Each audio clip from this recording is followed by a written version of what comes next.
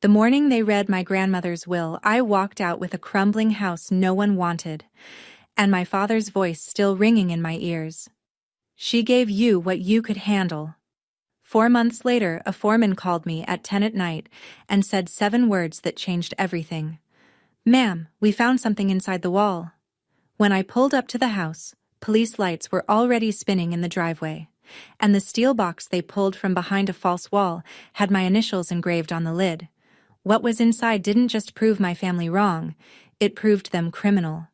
But I'm getting ahead of myself. Before I go on, take a moment to like and subscribe. But only if this story genuinely speaks to you. And drop your location and local time in the comments. I'd love to know where you're listening from. My name is Elise Harrow. I'm 28. And this is the story of the worst thing my family ever did to me, and how my dead grandmother made sure they'd answer for it. Let me take you back to last September, to a Sunday dinner where I sat at the far end of the table, close to the kitchen, close enough to clear the plates. Every Sunday at 6, the Harrow family sits down for dinner. That is not an invitation. It is a summons. The house is colonial. White columns, black shutters, manicured lawn in Fairfield County, Connecticut. From the street, it looks like a family portrait. From the inside, it feels like a courtroom where the verdict was decided before anyone sat down. My father, Richard, takes the head of the table. My mother, Vivian, sits to his right. My sister, Celeste, to his left. I sit at the far end, near the kitchen, close enough to clear plates. Tonight, Vivian is glowing. Celeste got promoted, senior account director. She sets down her wine glass like she's placing a trophy. Richard nods slowly, the way a man does when he believes he built something. "That's the Boston office?" he asks. "Regional lead," Celeste says. She doesn't smile. She doesn't need to. The room is already smiling for her. I wait for a pause. "I helped a family get permanent housing this week. Single mom, 2 kids. They'd been in a shelter for..." "That's nice, sweetie." Vivian doesn't look up. "Celeste, tell your father about the Boston account." The conversation moves on. I cut my chicken. After dinner, I wash the dishes alone. Celeste leaves without saying goodbye. My parents retreat to the living room. No one asks me to stay. On the drive home, my phone buzzes. A voicemail. My grandmother Margaret's voice, warm and unhurried. "Ellie, I made your lemon cake today. Come get it before your mother does." She calls every week. She remembers my favorite recipe. She asks about my cases, my clients, my bad days. She once told me something I didn't understand at the time. We were sitting on the porch of her old house in Ridgefield, the one she grew up in. The one nobody visits anymore. She looked at the walls like they were holding a conversation only she could hear, and she said, "There are things I've hidden in this house, Elise. When the time comes, you'll understand." I thought she meant memories. She said that 3 months before she died. And now I know, she didn't mean memories at all. The call comes at 2:07 a.m. on a Tuesday. A nurse at St. Vincent's, voice careful and rehearsed. "Ms. Harrow, I'm calling about your grandmother, Margaret Harrow. She passed in her sleep approximately 1 hour ago. I'm very sorry." I don't remember hanging up. I remember my shoes. I put them on the wrong feet and didn't notice until I was already on the highway. 40 minutes later, I pull into the hospital lot. 2 cars are already there. My father's black Audi, and a silver sedan I don't recognize. Inside, I expect to find my family at her bedside. Instead, I find them in the hallway. Richard, Vivian, and a man in a gray suit I have never seen before. They're standing in a tight circle near the vending machines. The man is holding a leather folder. My father is nodding. Celeste is leaning against the wall a few feet away, scrolling her phone. Her eyes are dry. No one notices me walk past them. I enter the room alone. Grandma Margaret lies still, hands folded. The monitor is off. The room is quiet in a way that doesn't feel empty. It feels held. Like she just finished a sentence and is waiting for someone to sit down. On her wrist, she's still wearing the silver bracelet. Thin, tarnished, simple. She wore it every single day for 40 years. I close my hand around it gently and hold on. When I step back into the hallway, Richard is buttoning his coat. "We need to discuss the estate," he says.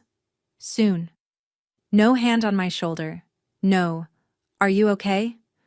Vivian adjusts her scarf. "Your grandmother was old, Elise. It was time. Let's focus on what matters now." I look at the man in the gray suit. He avoids my eyes. I ask the nurse if I can keep the bracelet. She nods. Vivian glances at it. "It's just costume jewelry, Elise. Take it if you want." I put it in my coat pocket and press my hand flat against it the entire drive home. It's warm, like she just took it off. Later, I'll learn the man in the gray suit was a lawyer named Gordon Blake, someone my grandmother never hired, someone who appeared at a hospital at 3 a.m. before the family was even notified. But I don't know that yet. Not tonight. Tonight, I just hold the bracelet and drive. The funeral is held at a small stone church in Weston. More than 80 people come. Margaret Harrow was the kind of woman who remembered your children's names and your dog's birthday. People loved her without trying. Richard delivers the eulogy. He stands behind the lectern in a navy suit, voice steady, hands open. "My mother-in-law was a pillar of this family," he says. "She believed in loyalty. She believed in legacy." He pauses for effect. "We will honor her by staying together." I sit in the second row and count the lies. Richard visited my grandmother twice in the last 2 years. Both times, he left within the hour. After the service, mourners gather in the church courtyard. I stand near the back, holding a cup of coffee I haven't touched. People shake my hand. Most of them move quickly to Vivian, who is stationed near the entrance, accepting condolences like a diplomat. Then a hand touches my elbow. Soft, steady. Dorothy Callahan, 81 years old. My grandmother's closest friend for over 5 decades. She pulls me aside, near the hedgerow, and speaks low. "Your grandmother talked about you all the time, Elise. Every week." Her eyes are red but focused. She was worried. She said she took precautions. Precautions for what? Dorothy opens her mouth, then closes it. Vivian is walking toward us, smiling wide, arms outstretched. "Dorothy, thank you so much for coming." Vivian wraps her in a hug that lasts exactly long enough for a photo. "We're all grieving together." Dorothy steps back. She gives me one last look. The kind of look that says, "Not here. Not now. But soon." That evening, Celeste posts a photo from the service on Instagram. She's standing beside the casket flowers, head tilted, eyes soft. The caption reads, "Rest in peace, Grandma. We were blessed to be your family." She doesn't tag me. She never has. I sit in my apartment and stare at the bracelet on my nightstand. Precautions? What kind of precautions does a woman take when she's afraid of her own family? 3 weeks after the funeral, we are summoned to the office of Gordon Blake, attorney at law. A name I'd never heard before Grandma's death. A man who now, apparently, holds the keys to everything she left behind. The office is cold. Beige walls, a conference table too long for 5 people. Richard sits at one end, legs crossed, hands clasped. Vivian beside him, back straight. Celeste across from me, eyes on her phone. Blake opens a leather folder. He reads without looking up. To Richard and Vivian Harrow, management of the family trust, valued at approximately $1.8 million, including oversight of all liquid assets and investment accounts. To Celeste Harrow, the primary residence in Weston, Connecticut, along with the associated investment portfolio. To Elise Harrow, the property located at 14 Birch Hollow Road, Ridgefield, Connecticut. I wait for more. There is no more. 14 Birch Hollow is my grandmother's childhood home. A house that has been abandoned for over a decade. Roof leaking, walls cracking, electrical system condemned by the county 2 years ago. Everyone in this room knows that. Richard turns to me. His face is the careful blank of a man who rehearsed this moment. Your grandmother knew your limitations, Elise. She gave you what you could handle. Vivian folds her hands. At least you have a roof. Not everyone gets that. Celeste does not look up from her phone. I stare at Blake. My grandmother told me she would take care of me. She said it to my face. This is not what she wanted. Richard leans forward. Are you calling your dead grandmother a liar? The room holds still. Blake closes the folder. I stand. I pick up my coat. I walk out without looking at any of them. In the parking garage, I sit in my car for 11 minutes before I can turn the key. My hands are shaking. I press them flat against the steering wheel until the shaking stops. Then I notice something. The address. 14 Birch Hollow Road, Ridgefield. The same house. The same porch. The same walls Grandma once looked at and said, "There are things I've hidden in this house, Elise." I turn the key. I start driving. The house at 14 Birch Hollow Road looks like it lost a fight with time and gave up halfway through. I park on the gravel shoulder and sit in the car for a full minute, just looking at it. Victorian bones. Wraparound porch, sagging at the left corner. 3 of the front windows are cracked. The gutters hang like loose teeth. Weeds have taken the yard up to my waist. A neighbor across the street pulls back a curtain, watches me, and lets it drop. I push through the front door. It groans but opens. Inside, dust, mildew, silence. The floors are soft in places, rotten from years of rain leaking through the roof. The staircase railing is missing half its spindles. A bird has nested somewhere in the ceiling. But then, the kitchen. On the wall, behind a layer of grime, there's a framed photograph. Small, faded. A young woman holding a baby, standing in front of this very house. The yard is clean. The porch is white. The woman is smiling. I turn it over. On the back, written in ink that has bled with age. For my Elise. The house remembers. Grandma wrote this. But when? I set the photo on the counter and call the one person my coworker at the nonprofit swore by for renovations. Frank Delaney answers on the 3rd ring. He comes out the same afternoon. Walks the whole house in silence, tests the floors with his boot, runs a hand along the walls. When he's done, he stands on the porch and pulls off his cap. 60, 70,000 minimum. You got that kind of money? I have $23,000 in savings and a credit line I haven't touched. It's not enough. It is everything I have. I'll make it work, I say. Frank studies me, then nods once. I'll cut where I can. You're good for it. His crew starts the following Monday. They strip wallpaper, pull up flooring, begin demolishing damaged walls. On the 2nd day, Frank calls me over to the living room. He's standing in front of the far wall, flashlight pointed at the exposed framing. This wall's weird, he says. Double-layered. Someone built a false wall here on purpose. I stare at the gap between the 2 layers. Dark, hollow, intentional. Keep going, I tell him. Frank looks at me, then back at the wall. Lady, someone didn't want this wall touched, but it's your house. He picks up the sledgehammer. Richard calls the next evening. I let it ring twice before I answer. Elise.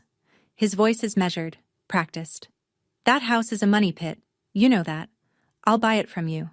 $15,000 cash. At least you'll walk away with something. $15,000. For the house my grandmother grew up in. The house she told me to remember.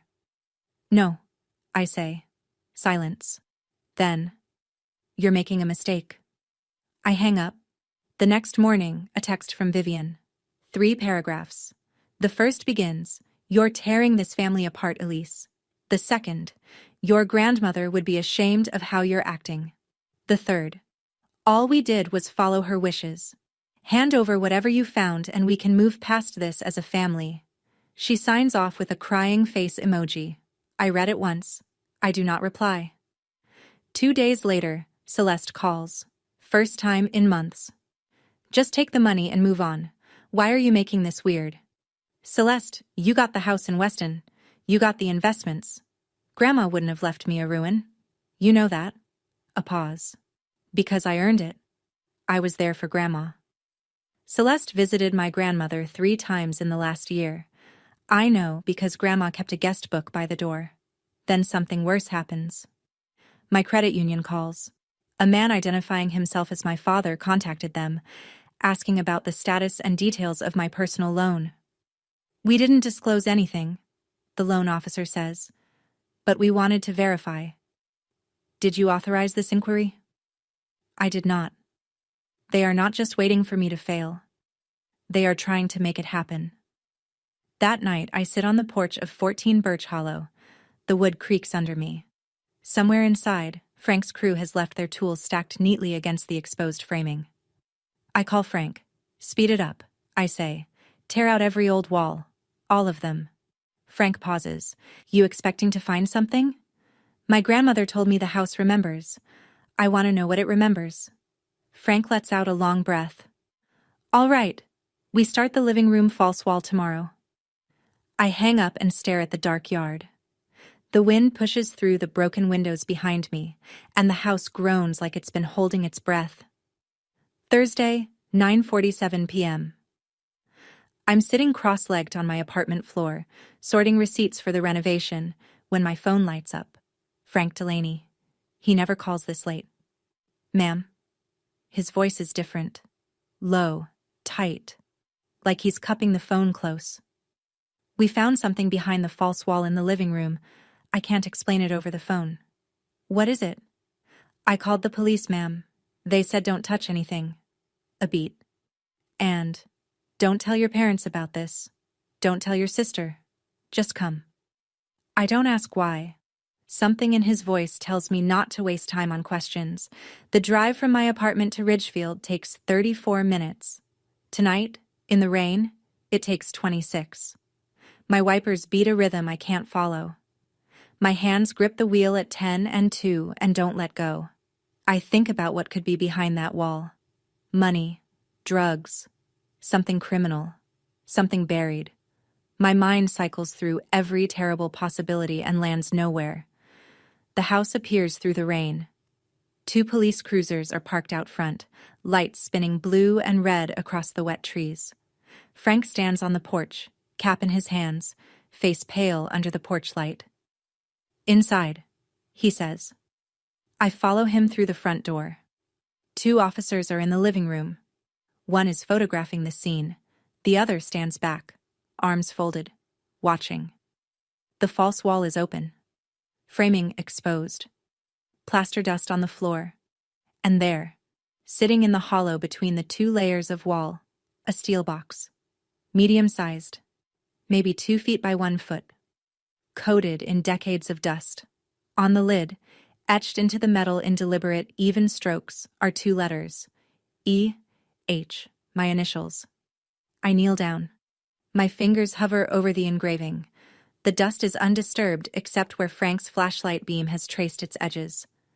My grandmother put this here, behind a false wall, inside a house she gave only to me, engraved with my initials, locked with a combination I haven't tried yet. And she did it long before she died. How long has this been waiting? The officer with the camera steps back. It's your property, ma'am. You can open it. We just need to document what's inside. I kneel in front of the box. The combination lock has 4 digits. I stare at it and think about every number my grandmother ever made me memorize. Her phone number, her address, her recipe measurements. Then I try the simplest one. My birthday, March 19th. The lock clicks open. The lid is heavy. I lift it with both hands. Inside, the box is divided into 3 neat compartments, each lined with cloth. The kind of careful you only give to things that matter. The first compartment holds a thick envelope, sealed with wax. I break it open. Inside, a handwritten document, 4 pages, on ruled paper. At the top of the first page, in my grandmother's unmistakable script, Last Will and Testament of Margaret Ann Whitfield Harrow, dated 18 months before the will Gordon Blake read in his office. 2 witness signatures at the bottom, a notary stamp. This is the real will, the original. The second compartment holds a letter, 4 pages, also handwritten. The first line reads, My dearest Elise, if you are reading this, then they did exactly what I feared they would do. My vision blurs. I press the heel of my hand against my eye and keep reading. She writes about Richard, about the trust, about the pressure, about the fear. They have been taking from me for 2 years. I could not stop them alone. So I prepared. The third compartment holds a smaller envelope, stamped private in red ink. I reach for it. Ma'am. The officer steps forward. That one. We'd recommend a lawyer look at it first. Some of the contents may be evidentiary. I pull my hand back. I look at the 2 officers, then at Frank, who is standing in the doorway gripping the frame. What's in there? Frank asks. I hold up the first document. My hands are trembling, but my voice is not. Her real will. The one they tried to erase. The officer takes a photo. I read the terms. The real will leaves the trust, all of it, and the Weston house to me. Celeste receives this house in Ridgefield and $50,000. Richard and Vivian each receive $1. And at the bottom, in Grandma's hand. So they know I did not forget them. I simply did not forgive. The room is silent. Rain hits the window. Frank lets out a breath he's been holding since I walked in. I fold the letter carefully and press it against my chest. The paper smells faintly of lavender, the same scent that lived in every room she ever occupied. They will tell you I didn't love you enough to give you more, she wrote. The truth is, I loved you too much to let them take everything. I stay on that floor for a long time. The next morning, a detective from the Ridgefield Police Department calls. His name is Sergeant Ortiz. His voice is flat, professional, and careful. Ms. Harrow, we open the third envelope with a forensic tech present. I need you to come in. I'm at the station by 10. Ortiz walks me through what they found. Bank statements, dozens of them, printed, highlighted, annotated in my grandmother's handwriting. They trace transfers from her trust account to a personal account under Richard Harrow's name, spread over 23 months. The total, approximately $340,000. Each transfer has an authorization form attached. Each form bears my grandmother's signature. Except, Ortiz says, turning one of the pages toward me, your grandmother wrote notes in the margins. He points, in pencil, small and steady. I did not sign this. This is not my handwriting.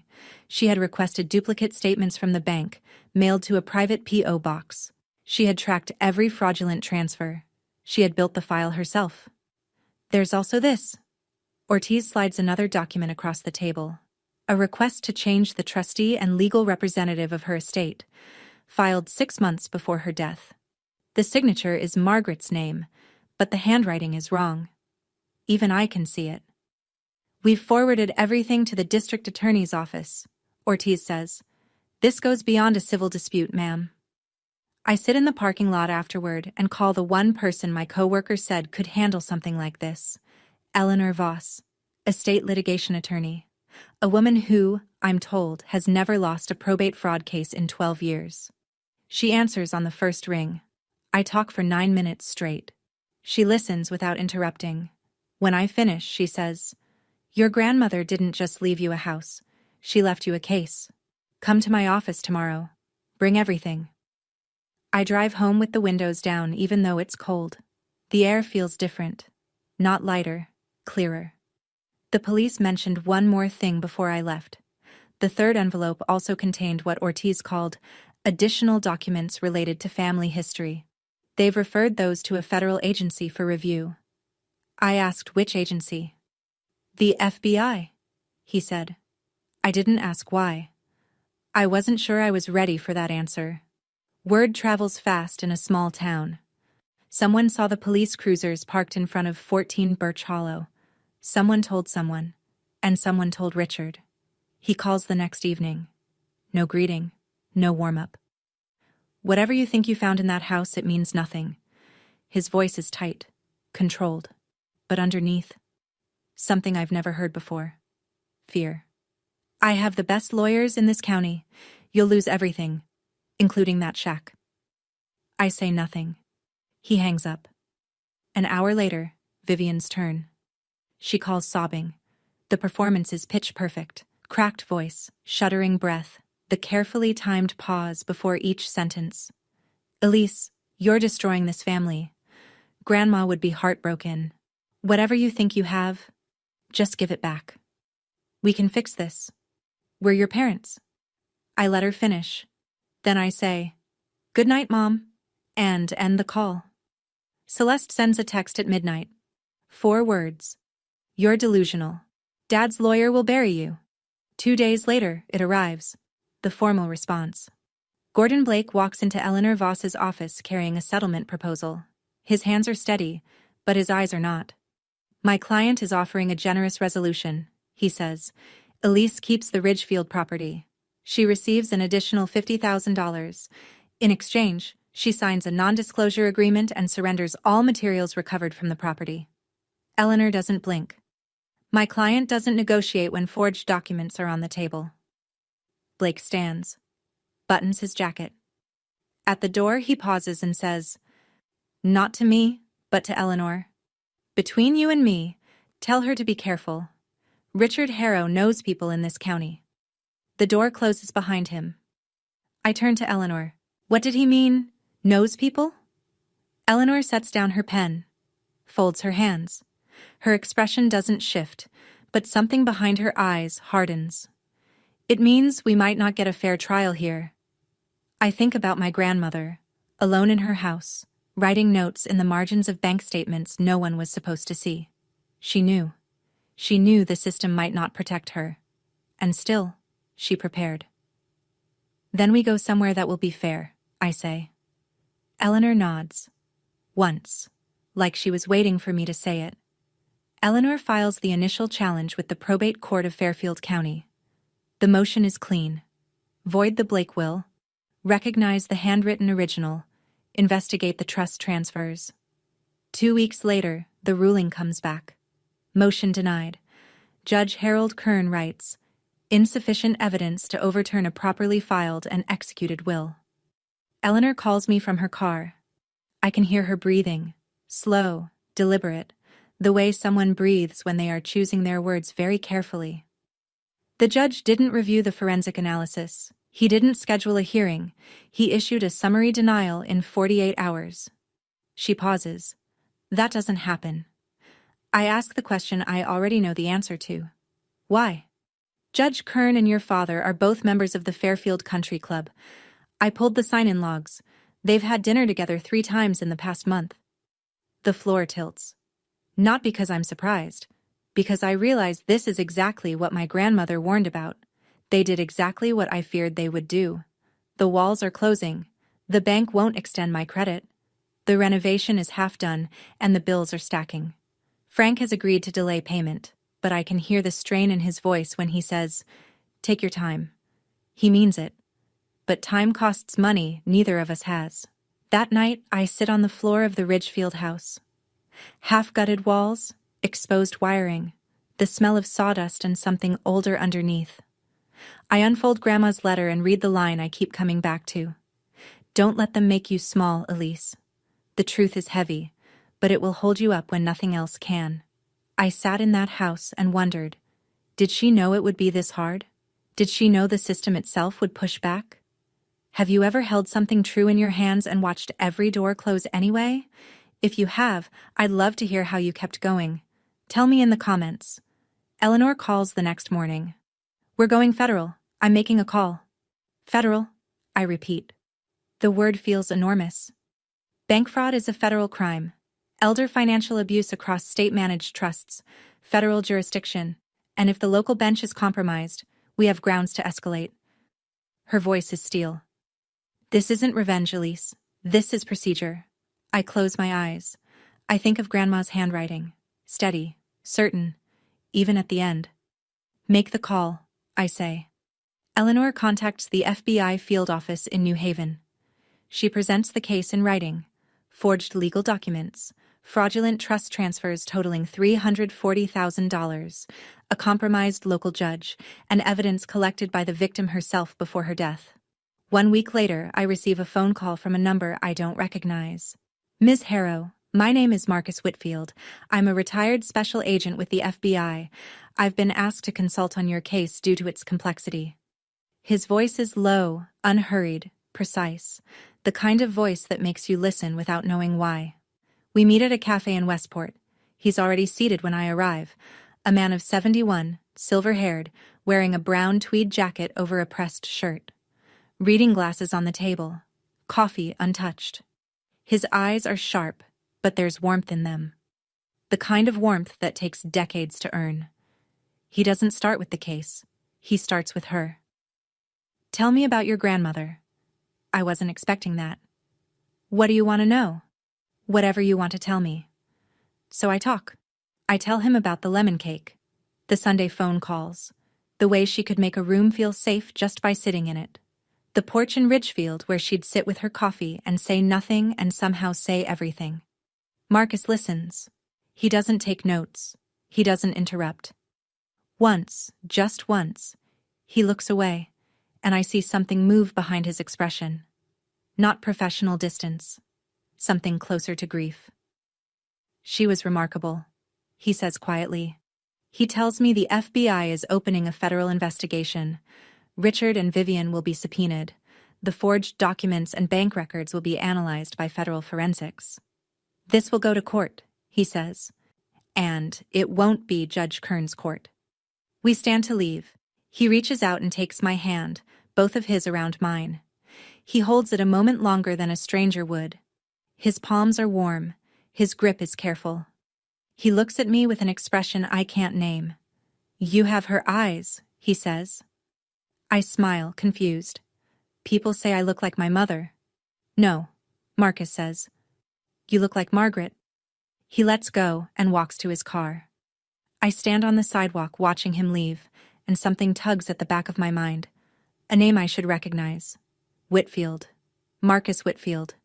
My grandmother's maiden name, before she married, was Whitfield. I stand there for a long time after his car disappears. Richard doesn't wait for the subpoena. He goes on offense. A story appears in the Fairfield County Register, the kind of article that reads like journalism but smells like a press release. The headline, "Local Family in Turmoil as Youngest Daughter Contests Mother's Estate." Richard is quoted, "Elise is going through a difficult period after losing her grandmother. We only want to help her." He sounds reasonable, caring, even. That's what makes it dangerous. Vivian takes it to social media. A public Facebook post. A family photo from Christmas 2 years ago. All 4 of them in matching sweaters. Grandma Margaret in the center. Caption: "Our family is being torn apart by greed and false accusations. All I ever wanted was to keep us together. Please pray for us." 47 shares. Over 100 sympathetic comments. I am not tagged. I am not mentioned. But everyone knows. At work, my supervisor pulls me aside. "Elise, I support you. But a few donors have asked questions. Try to keep this private." She means well. But there is no private. Richard made sure of that. Then comes the real strike. Celeste calls, voice flat. "Dad says if you don't drop this by Friday, he'll petition to have you declared mentally unfit." I think she's bluffing. She isn't. 3 days later, Eleanor forwards me the filing. A petition for mental competency evaluation. Submitted to the Fairfield Probate Court. The petitioner is not Richard. It's Vivian. Her statement reads, "My daughter has a documented history of anxiety and depression. She has made erratic decisions following her grandmother's death. I am concerned for her safety and her ability to manage legal and financial matters. I did go to therapy 2 years ago. For grief. For the weight of being invisible in my own family." Vivian knew because I told her, hoping she'd understand. She saved it. Not to help me. To use it. Eleanor calls within the hour. "They're trying to strip your legal standing. If they succeed, you can't sue. You can't testify. You become a ward, not a plaintiff." Her voice is tight. "We need to move. Fast." I stare at Vivian's signature on the petition. Neat. Centered. No hesitation in the strokes. My own mother filed paperwork to call me insane, to protect the money she stole. I call Dr. Patterson the same afternoon. She's been my therapist on and off for 2 years. The person who helped me name the patterns I grew up in. Control, dismissal, conditional love. She listens to everything. Then she says, "I'll have the evaluation letter on your attorney's desk by morning." The letter is 3 pages. Clinical, thorough, unambiguous. Elise Harrow demonstrates full cognitive and emotional competence. There is no clinical basis for a competency challenge. Her decision-making is consistent, informed, and self-directed. Eleanor files the rebuttal within 48 hours, attaching Dr. Patterson's evaluation and a motion to dismiss Vivian's petition. She simultaneously files a request to transfer jurisdiction to the U.S. District Court for the District of Connecticut, federal level. The FBI backs the transfer with a supporting brief. The Fairfield Probate Court doesn't fight it. Judge Kern recuses himself before he can be forced out. The case moves up. That evening, I do something I've never done before. I call Richard directly. Not to plead, not to argue, to inform. Dad. My voice is level, quiet. I know what you and Mom did. I have the original will, I have the bank records, I have the forged signatures. The FBI is involved now. I pause. Not for drama, for breath. You can stop, or this goes public. Your choice. Silence. 10 seconds. 15. You're going to regret this, Elise. You have no idea what you're starting. I didn't start this, I say. Grandma did. She knew you'd come for her money. She just made sure I'd have the proof. I hang up. My hands are trembling, but not the way they used to. This isn't fear. This is the vibration of something finally shifting into place. Eleanor calls that night with one more piece. FBI forensics completed their analysis of Blake's will. The handwriting expert's conclusion: 99.7% probability that the signature on Blake's document was not written by Margaret Whitfield Harrow. 99.7. Not a shadow of a doubt, not a sliver of ambiguity. Grandma signed her real will, someone else signed the fake one. And I have both. Dorothy Callahan calls on a Sunday morning. She's seen the article in the Register. She's seen Vivian's Facebook post. And she's done being quiet. Come to my house, Elise. There are things I should have told you at the funeral. Her living room smells like bergamot and old paper. She sits across from me in a wingback chair, hands folded on a quilted blanket across her lap. On the side table, a framed photograph of her and Grandma, 2 young women, mid-20s, laughing on a dock somewhere. Your grandmother had a life before Richard, Dorothy says. Before your mother's father. Before Harold. There was someone else. She tells me about a young man named Marcus. They met in the early 70s when Margaret was barely 20. She loved him in a way that didn't fit the family's plans. They made her end it. Dorothy pauses. The reasons were of that time. I won't dress them up. What happened to him? He disappeared. Moved away. Margaret married Harold the following year. She never mentioned Marcus again. Not for decades. Dorothy looks at the photo on the side table. Then one day, maybe 15 years ago, she told me she'd found him, that they'd been in contact. She said, "He never stopped looking for me, Dorothy. And I never stopped wishing he hadn't." Dorothy reaches behind her chair and pulls out a small wooden box. Margaret gave this to me a year before she died. She said, "Give it to Elise if something happens." Only Elise. Inside, a black and white photograph. A young woman and a young man, standing arm in arm in front of a building I don't recognize. She's wearing a white dress. He's in a dark suit. On the back, written in faded ink, M and M, 1974. Margaret and Marcus. I hold the photo closer. The man is young, mid-20s, with sharp cheekbones and dark, steady eyes. I've seen those eyes before. Last week, across a cafe table in Westport. Marcus Whitfield. Dorothy, I say slowly. My grandmother's maiden name was Whitfield. Dorothy nods. She doesn't say anything else. She doesn't need to. I stare at the photograph until the faces blur. You have her eyes, Marcus said to me. Not a compliment, a recognition. She planned everything, dear, Dorothy says from her chair. She was the smartest woman I ever knew. She pauses and her voice drops, and the most heartbroken. I drive home with the photograph on the passenger seat. The pieces are rearranging themselves in my head, and I can feel the shape of something I'm not ready to say out loud yet.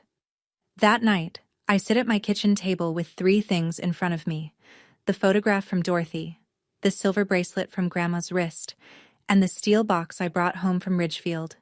The bracelet first. I turn it over under the lamp.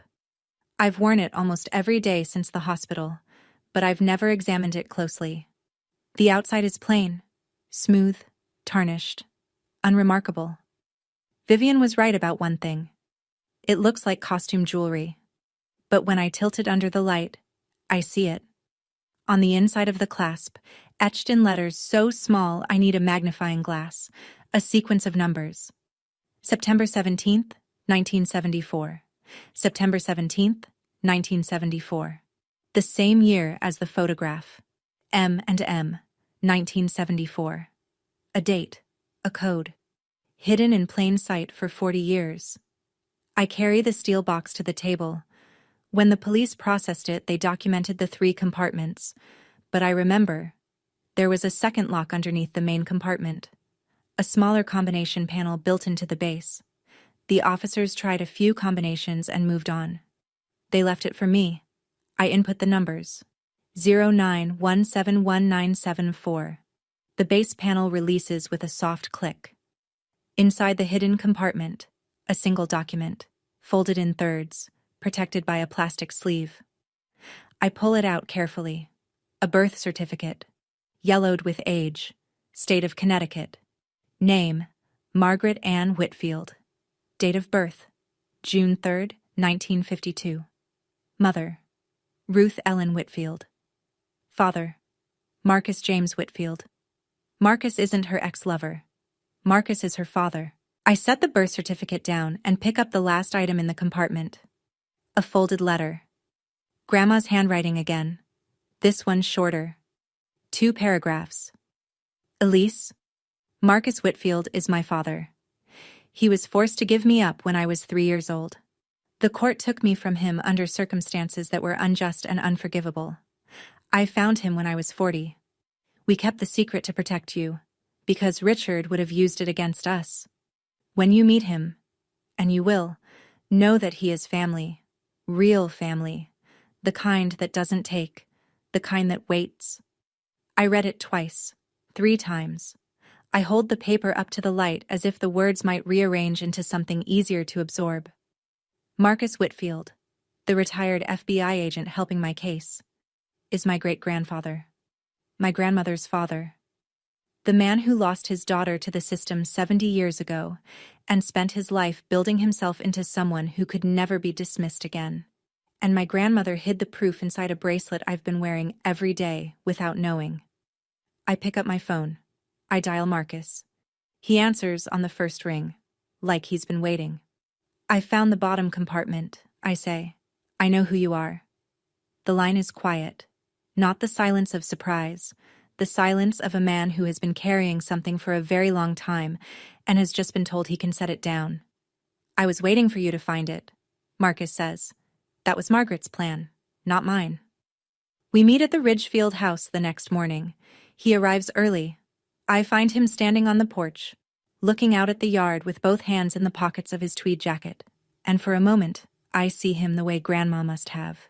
Patient, steady, still here, after all of it. We sit at the kitchen table. He tells me everything. In 1955, when Margaret was 3, her mother, Marcus's wife, Ruth, died of pneumonia. Marcus was 23. He worked part-time at a hardware store and had no savings. Ruth's family petitioned for custody. The court agreed. Margaret was taken. Marcus was told he could visit. Then the visit stopped. Then the address changed. Then she was gone. I spent 15 years looking for her, he says. I joined the bureau because I wanted access to systems most people couldn't reach. I told myself it was about justice, but it was about her.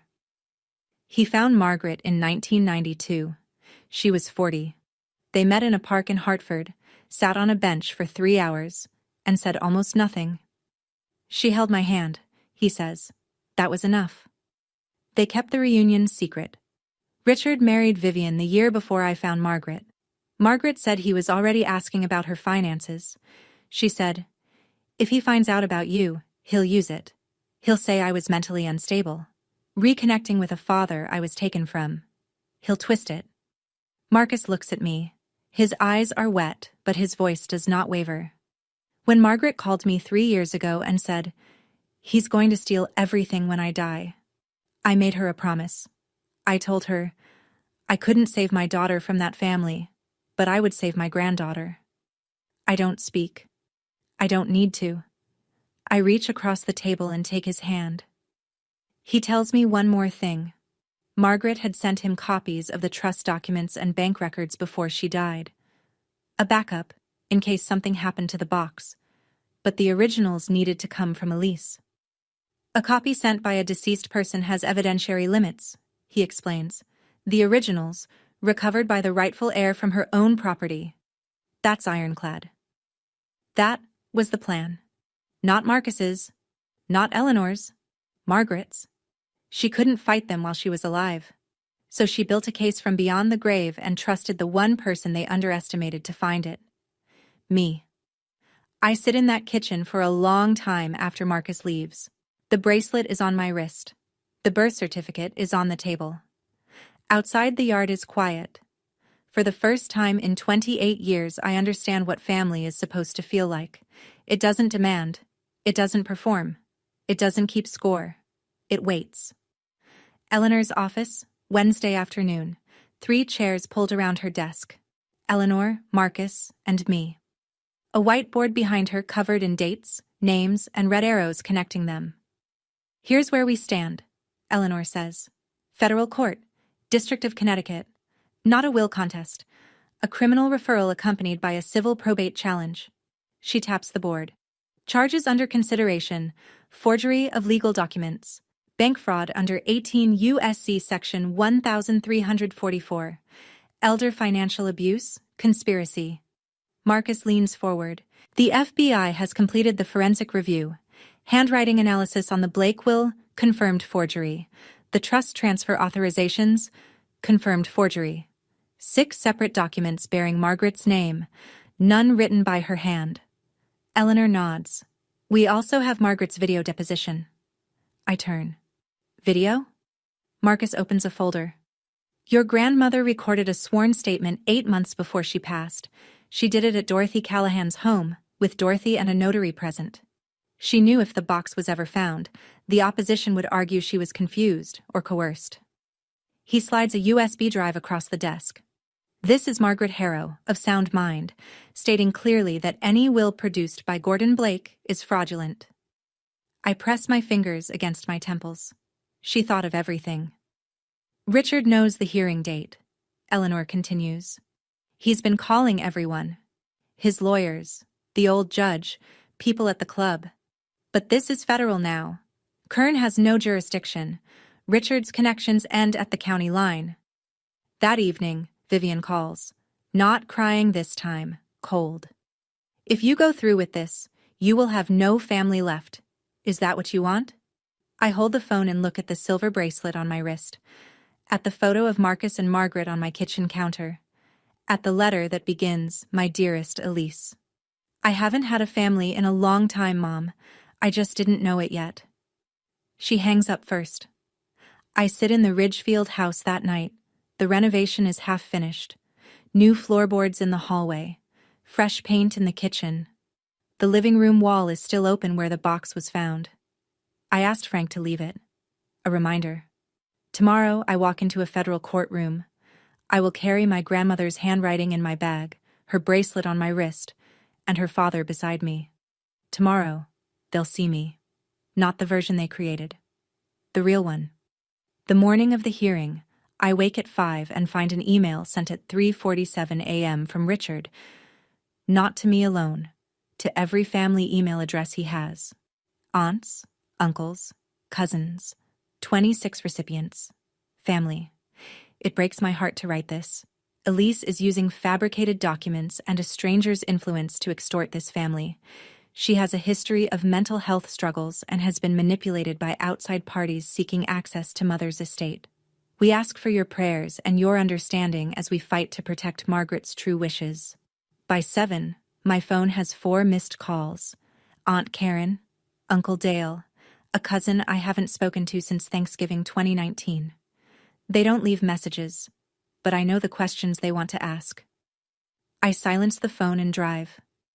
The federal courthouse in New Haven is limestone and glass. Solemn, indifferent to personal drama. I park 3 blocks away and walk. At the entrance, I see them. Richard, in a charcoal suit, postures straight, nodding at a reporter from the register. He smiles for a photograph. Controlled. Respectable. We're confident the truth will come out today, he says into a small recorder. Vivian stands 5 feet behind him, clutching a tissue, speaking to a woman I recognize from their church. I just want my family back together, she says, loud enough for anyone walking past to hear. And then there's Celeste. She's not beside them. She's standing near the building's east wall, alone, arms crossed, staring at the ground. No phone in her hand, no performance on her face. When she looks up and sees me, something moves across her expression. Something I haven't seen from her before. Not hostility, not indifference. It might be fear. Or it might be the first honest thing she's felt in months. I don't stop. I walk past all 3 of them and through the glass doors. Eleanor is waiting in the lobby, briefcase in hand. Marcus stands beside her. Tweed jacket, silver hair, steady as stone. I take my place between them. Eleanor on my right, Marcus on my left. The courtroom is half full. 15 or so family members scattered in the gallery. 2 reporters, a court clerk, 2 U.S. Marshals near the door. Richard's legal team, 2 attorneys from a Hartford firm, settles at the opposite table. Richard takes his seat. He glances at Marcus, doesn't recognize him. Looks away. The door behind the bench opens. All rise. The Honorable Judge Patricia Morrow presides. She is small, silver-haired, and moves with the economy of someone who doesn't waste words or time. Counsel, proceed. Eleanor stands. She doesn't rush. She carries a remote in one hand and a folder in the other. A projector hums to life behind her. Your Honor, this case begins with a death and a lie. The timeline appears on screen, 2 columns. Left, the original handwritten will, dated March 14th of the previous year. Notarized, witnessed by 2 individuals. Right, the Gordon Blake will, dated 11 months later. Filed with Fairfield Probate Court 3 days after Margaret Harrow's death. The will read by Mr. Blake was not written by Margaret Harrow. Eleanor clicks forward. The forensic handwriting report fills the screen. FBI certified document analysis confirms 99.7% probability. The signature on the Blake will does not belong to the deceased. Murmurs from the gallery. Aunt Karen leans forward. Uncle Dale removes his glasses and puts them back on. Eleanor clicks again. Bank records. 23 months of transfers. Highlighted. Annotated. $340,000 moved from Margaret Harrow's trust into a personal account controlled by Richard Harrow, each transaction authorized by a forged signature. Richard's lead attorney rises. Objection. The provenance of these documents was established by law enforcement recovery and federal forensic analysis, Eleanor says without turning. I have the chain of custody report here. Judge Morrow looks at the defense table. Overruled. Continue. Eleanor opens the folder. She holds up a photocopy, then reads aloud. I am writing this with full mental capacity. My son-in-law Richard Harrow and my daughter Vivian have been systematically stealing from my trust for 2 years. I fear that if I confront them, I will be silenced. The courtroom goes still. A reporter's fingers freeze over a keyboard. 2 family members in the second row exchange a look I can only describe as horror. Richard sits rigid. His jaw is locked. Vivian's hand moves to her throat, a reflex, not a performance. At the back of the courtroom, Gordon Blake shifts in his seat. He stands. Your Honor, I need to... Sit down, Mr. Blake. Judge Morrow doesn't look up. You are a material witness. You will remain seated until called. Blake sits. His face has lost its color. Eleanor turns back to the screen. This is not a family disagreement, Your Honor. This is a crime scene disguised as a will. Eleanor lets the silence do its work. Then she says, "The people call Marcus James Whitfield." Marcus rises from the seat beside me. He buttons his jacket. One button, deliberate, and walks to the witness stand. His shoes are quiet on the courtroom floor. He doesn't hurry. Richard glances at him, frowns, looks at his attorneys. One shrugs. Marcus is sworn in. He sits straight, hands folded, and waits. Eleanor steps forward. "Mr. Whitfield, please state your relationship to the deceased, Margaret Ann Whitfield Harrow." Marcus looks directly at the gallery. His voice carries to every corner of the room. "Margaret Harrow was my daughter." The courtroom doesn't erupt. It collapses inward. A sharp collective inhale followed by absolute silence. Aunt Karen covers her mouth. Uncle Dale turns to the woman beside him. The reporter's pen stops mid-word. Richard's head snaps toward Vivian. "Your mother had a father?" Vivian doesn't answer. Her face is white. Her lips are moving, but nothing comes out. Eleanor continues, steady. "Mr. Whitfield, can you explain the circumstances?" Marcus speaks calmly. He describes 1955, Ruth's death, the custody hearing, a 23-year-old man judged unfit by a court that didn't look twice, a 3-year-old girl carried out of his apartment while he stood in the doorway. "I spent 15 years finding her," he says. "I joined the FBI because I needed access to systems that had already failed me once. Margaret and I reconnected in 1992. We kept it private to protect her. And to protect Elise." Eleanor inserts the USB drive. The courtroom screen shifts to a video. A living room I recognize. Dorothy's house. Grandma Margaret sits in a chair, hands in her lap, facing the camera. Dorothy stands behind her. A notary sits to the left. Margaret speaks. Her voice is thin but clear. "I, Margaret Ann Whitfield Harrow, declare that any will produced by Gordon Blake after September of last year is fraudulent. I am of sound mind. My son-in-law and my daughter have been stealing from me. This recording is my testimony." She pauses, looks directly into the lens. "And to my Elise, I'm sorry I couldn't say this while I was still here. But I'm saying it now." The video ends. The screen goes dark. Vivian makes a sound. Not a word. Not a cry. Something between the two. No one in the courtroom reaches for her. Richard pushes back from the table. "This is a setup. That man is a stranger. He has no standing." Judge Morrow's gavel lands once. "Sit down, Mr. Harrow, or I will hold you in contempt." Richard sits. His attorney places a hand on his arm. He shakes it off. Marcus looks at me from the witness stand. He doesn't smile. He doesn't need to. His eyes say the only thing that matters. "I'm here.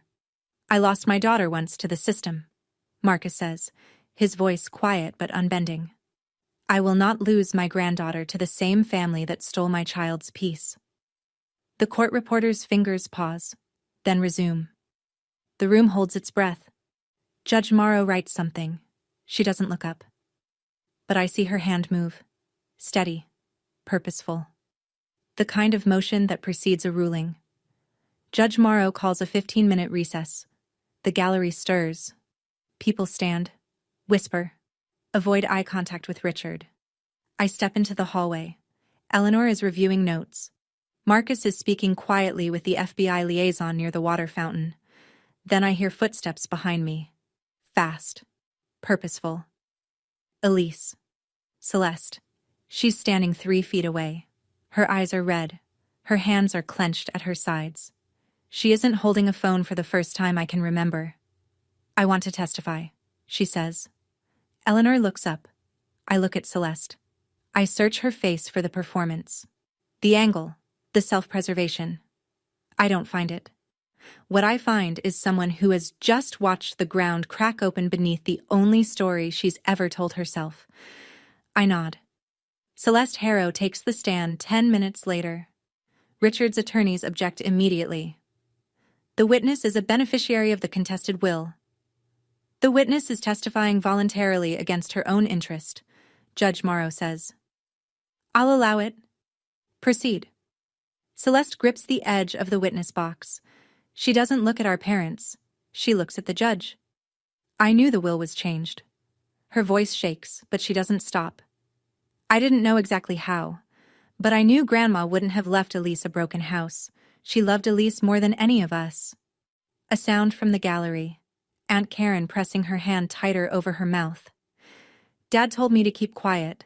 Mom said it was for the family. I believed them because it was easier than believing I was part of something wrong. She swallows. Dad told me, while Grandma was still alive, when she dies, everything comes to us. Not Elise. She's not built for it. I didn't argue. I didn't ask questions. I took what was offered because that's what I was raised to do. She finally turns. Not to Richard. Not to Vivian. To me. I'm not asking you to forgive me, Elise. I'm telling the truth because Grandma deserved it. And because you're braver than I'll ever be. The courtroom is silent. Richard's face is a mask, rigid, bloodless. Vivian's chin is trembling. She reaches for Celeste with her eyes, but Celeste has already looked away. Richard's lead attorney leans to his colleague. Neither speaks. Judge Morrow makes a note. She looks at the defense table. Does the respondent wish to call any witnesses? Richard's attorney stands, pauses, sits back down. No, Your Honor. The gavel comes down. We'll proceed to ruling. I was the favorite. That's what Celeste said from the stand. I was the favorite. But being the favorite in that family meant being the most useful accomplice. Those words hang in the air like dust after a wall comes down. Judge Morrow takes 11 minutes. She returns to the bench, adjusts her glasses, and reads from a prepared statement without inflection, without pause, without mercy. This court finds the following. 1. The document filed by Gordon Blake and presented as the last will and testament of Margaret Ann Whitfield Harrow is fraudulent. It is hereby declared void.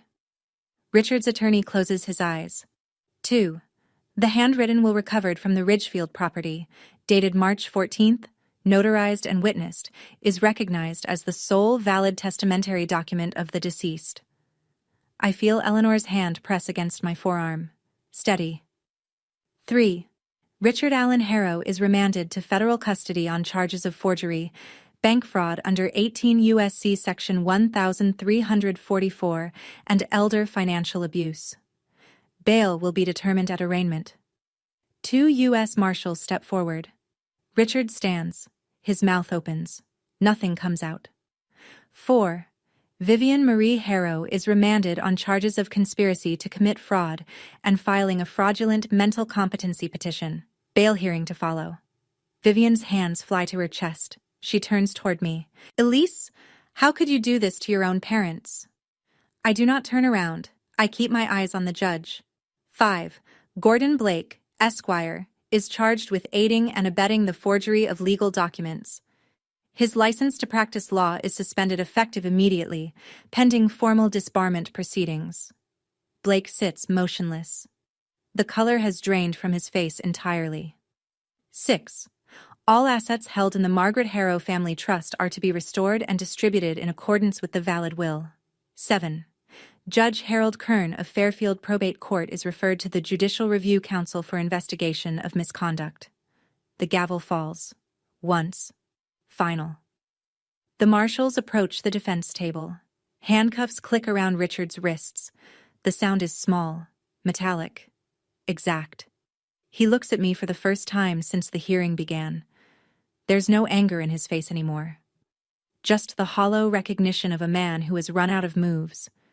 Vivian is still talking. To the marshal, to the heir, to anyone who will listen. No one does. Marcus places his hand on my shoulder. I reach up and cover it with mine. Neither of us speaks. Walking out of the courtroom, I think about something. My grandmother sat alone in her house, surrounded by people who were stealing from her, and instead of giving up, she built an airtight case, sealed it in a wall, and trusted me to find it. She couldn't fight them while she was alive, so she made sure I could fight them after she was gone. I thought about that as I stood on the courthouse steps, How she knew the system would push back, how she planned for every wall they'd put up, how she turned a crumbling house into the one thing they couldn't bury. If you're listening to this and someone is making you doubt what you know to be true, that isn't confusion, that's control. And you don't owe silence to people who profit from it. What would you have done? Tell me in the comments. Marcus stands beside me. The sun is low. The air is cold.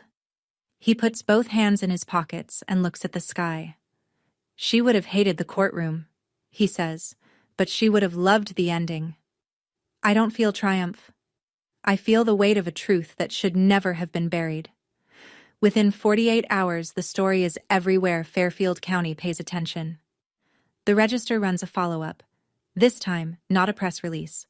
This time, the headline reads, Harrow family patriarch arrested for trust fraud, forged will, voided by federal court.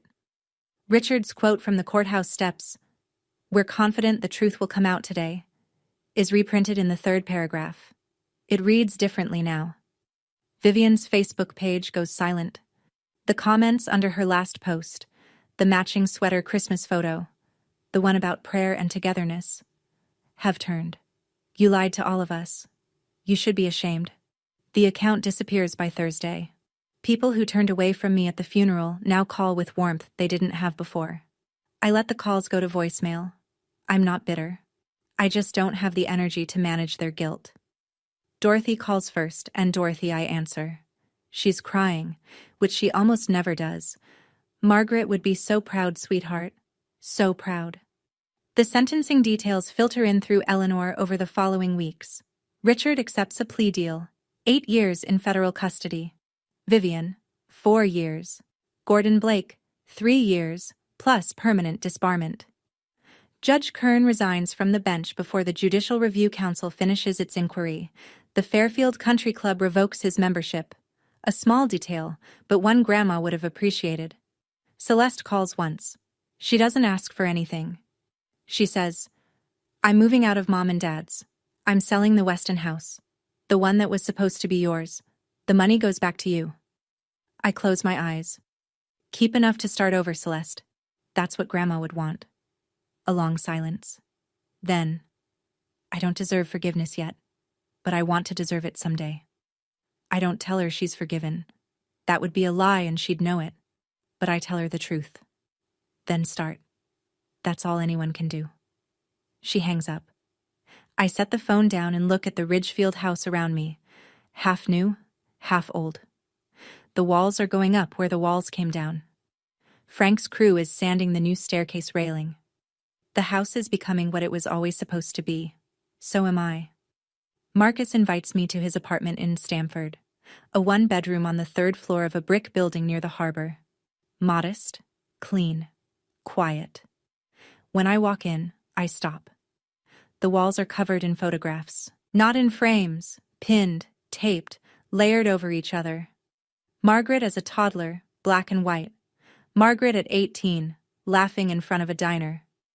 Margaret at 40, the year she found him, standing in a park with her eyes closed and the sun on her face.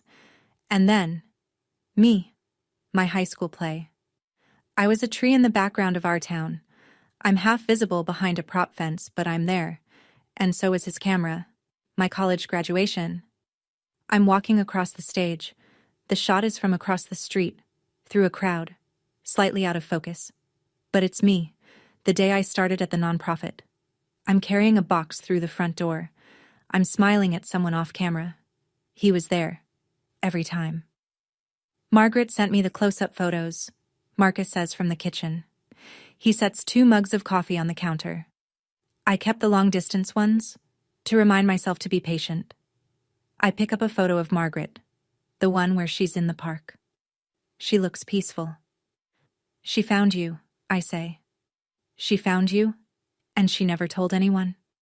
She told Dorothy, and she told the walls of that house. He sits in the chair by the window. She didn't trust people with the truth. She trusted things. Paper, metal, mortar. She knew things don't lie. We sit in silence for a while. It isn't empty silence.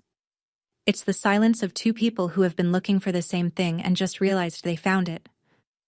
I'm 71, Marcus says. I don't know how many years I have left, but whatever I have, they're yours. I set my mug down. The Ridgefield house. When it's done, come live there.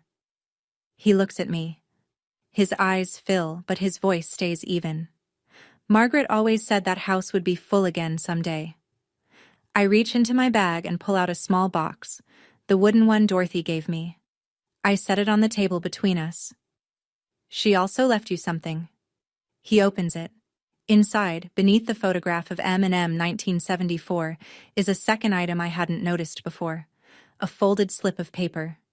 He opens it, reads it. His hand trembles. He doesn't tell me what it says. I don't ask. But when he looks up, something in his face has changed. Something has settled. Like a door closing gently after years of being left open. I have 28 letters I never mailed, he says. One for every birthday I missed. They're yours now. He gets up, opens the closet and pulls out a shoebox. 28 envelopes, each one dated, each one sealed. I take the box. I press it against my chest. Outside, the harbor catches the late light. Inside, the photographs hold the walls together. Vivian's letter arrives on a Tuesday, 3 weeks after the sentencing. Handwritten. 3 pages. The envelope smells like the perfume she's worn for 30 years. Gardenias. I open it at the kitchen table in Ridgefield. Morning light coming through the new windows. Elise. I know you won't believe me, but I did what I did because I was scared. Your father controlled everything. The money, the decisions, the lawyers. I had no choice. I went along because the alternative was worse. You don't know what it's like to live under someone like Richard for 30 years. She writes about her childhood, her own mother's silence, the way compliance became survival and then habit, and then identity. She writes that she loved Grandma Margaret but was afraid of what Margaret saw. She looked at me like she knew exactly who I was, and I couldn't stand it. The 3rd page is an apology. I'm sorry I used your therapy against you. I'm sorry I signed that petition. I'm sorry for the Facebook post and the Christmas photo and the way I said your name at the courthouse. I'm sorry for everything I told myself was love but wasn't. I read it twice. I set it down. There are parts I believe. Vivian was afraid of Richard. That's probably true. But Vivian also designed the emotional architecture of every manipulation in this story. She chose who to call. She chose what to post. She chose to weaponize my trust. Fear explains it. It doesn't excuse it. I write back. 1 page. Mom, I read your letter. I believe you were scared. But fear doesn't justify what you did to Grandma and what you did to me. I'm not angry anymore. I'm just done. I wish you well. But we won't have a relationship going forward. That boundary is permanent. I forgive myself for waiting this long to walk away. I don't owe you more than that. I seal the envelope. I write the address of the federal facility in Danbury. I walk it to the mailbox at the end of Birch Hollow Road and slide it in. I don't wait for a reply. On the walk back, Frank is on the porch. He's installing the last section of the new railing, cedar, hand-sanded, stained to match the original. He sees me and nods. Looking good, boss. I smile. It's small, and it's real. The first one that hasn't cost me anything in a long time. The trees along Birch Hollow are starting to turn. Orange at the edges. Gold underneath. The kind of beauty that only comes after something has decided to let go. 6 months after the trial, the house at 14 Birch Hollow Road is finished. New hardwood floors. White oak, the same species that was here in 1948. Fresh plaster walls. Windows that open and close without fighting. A kitchen with a gas stove, and a ceramic backsplash and a hook by the door where Grandma's old guest book hangs, blank pages waiting. Frank's crew works the final day in near silence, the way people do when they know they've built something that matters. Frank himself lays the last baseboard in the living room, the room where the false wall used to be. He runs his hand along the new surface, stands, and dusts off his knees. 22 years in this business, he says. This one I'll remember. I hang the photographs that afternoon. First, the original. Grandma Margaret, young, holding a baby, standing in front of this house when it was white and whole. I place it on the living room wall, exactly where the false wall used to be. Next to it, the 1974 photo. M. Margaret and Marcus, arm in arm, before the world pulled them apart. And beside that, a new one, taken last week. Marcus and me, standing on the finished porch. Dorothy behind us, hands on both our shoulders, laughing at something Frank said off camera. Marcus moves in on a Saturday. He carries one suitcase and a shoebox of letters. He takes the ground floor bedroom, the one with the window facing the garden Grandma planted decades ago. The rose bushes have been cut back and are already producing new growth. His first morning, I find him on the porch, coffee in hand, sitting in the chair I placed there, the exact spot where Margaret used to sit. He doesn't say anything. He just watches the yard. The quiet is comfortable, whole. That afternoon, Eleanor calls with the final numbers. Richard, 8 years, federal custody, no parole eligibility for 5. Vivian, 4 years, eligible for supervised release after 2. Blake, 3 years plus permanent disbarment. Kern, forced resignation, pension under review, the trust is fully restored. The Weston house sale closes next month. Celeste kept enough to rent a studio apartment in New Haven and enroll in a counseling program. The rest is returned. Total recovered, approximately $1.82 million. I don't look at the number for long. Money was never the point. The point was the truth. And the truth is sitting on my porch drinking coffee, watching rose bushes grow. Told you the house was worth saving? Frank says on his way out, toolbox in hand. Just needed someone who cared enough. I stand in the doorway and watch him drive away. Behind me, the house is warm and quiet and full of light. 1 year later, I stand on a freshly poured sidewalk in front of a converted farmhouse on the lot adjacent to 14 Birch Hollow Road. Above the entrance, a wooden sign reads, Margaret Whitfield Community Center. The building used to be a storage barn. Frank's crew gutted it, insulated it, turned it into something alive. 3 counseling rooms, a small legal aid office, a meeting hall with folding chairs, and a donated coffee machine that works half the time. The purpose is simple: free legal support for people facing financial abuse within their own families. Support groups for adults rebuilding after estrangement. Mentoring for young women navigating systems that weren't built for them. I didn't build this to prove anything. I built it because I know what it feels like to have the truth in your hands and no one willing to listen. The opening ceremony is small, about 60 people. Neighbors, former co-workers, a few clients from my old nonprofit. Frank and 2 of his crew members, standing near the back with their arms crossed and their eyes a little wet. Dorothy cuts the ribbon. Her hands shake. She laughs about it. Margaret would have done this faster, she says, and the crowd laughs with her. Eleanor stands near the door, hands in her coat pockets. She catches my eye and nods. The kind of nod that says, this was worth it. Marcus stands beside me. He doesn't speak during the ceremony. He doesn't need to. When I step up to the small podium, he places one hand on the back of my chair, the way a father does at a graduation. I look out at the faces. I keep it short. My grandmother hid the truth inside a wall because she had no safe place to say it out loud. This center exists so no one has to hide the truth again. It's not about revenge. It's about making sure the truth has a place to stand. Afterward, I notice a small arrangement of white roses by the entrance. No card. I know who sent them. Celeste. I leave the flowers where they are. They look right there, at the threshold, not quite inside, not yet, but present. Marcus stands in front of the sign for a long time after everyone else has gone in for coffee. He reaches up and touches the name, Margaret Whitfield, with the tips of his fingers. He doesn't say anything. Some things don't need words. They just need a place to exist. That evening, after the last guest leaves and the coffee machine finally gives out, I sit on the porch of 14 Birch Hollow Road. Marcus is beside me. 2 mugs, decaf. The sky is turning amber and indigo at the edges, and somewhere in the yard, the first fireflies of the season are testing their lights. She would have loved this, Marcus says. She planned it, I say. We just showed up. He chuckles, a quiet, tired sound. The sound of a man who has waited 70 years to sit on this porch. I look down at my wrist. The silver bracelet catches the last of the daylight. Thin, tarnished, ordinary. If you don't know what's etched inside. Vivian called it costume jewelry. She wasn't entirely wrong. It was a costume.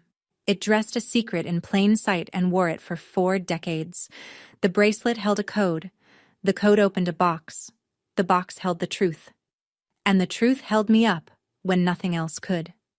I used to think family was the people who carried your last name, who sat at your table on Sundays, who showed up to your funeral and gave a eulogy full of words they didn't mean. I don't think that anymore. Family is Marcus, who photographed my life from across the street for 28 years and never once asked to be acknowledged. Family is Dorothy, who kept a wooden box in her closet for a year because a dying woman asked her to. Family is Frank, who delayed his invoices because he believed in the house before I did. Family is Eleanor, who picked up the phone on the first ring and never put it down. Family is the people who choose you, especially when choosing you costs them something. If you're listening to this and any part of it feels familiar, the dismissal, the gaslighting, the way your own family can make you feel like a stranger in your own life, I want you to know something. You are not wrong for wanting better. You are not selfish for drawing a line, and you are not alone. Even if it feels that way right now. The truth is heavy, but it holds you up. Grandma was right about that. Thank you for staying until the end of this story. If it meant something to you, I'd appreciate a like and a subscribe. It helps more people find stories like this one. And if you're not ready to stop, I've left another story in the description below. I think you'll feel it the same way. I'll be waiting for you there. And remember, your truth matters.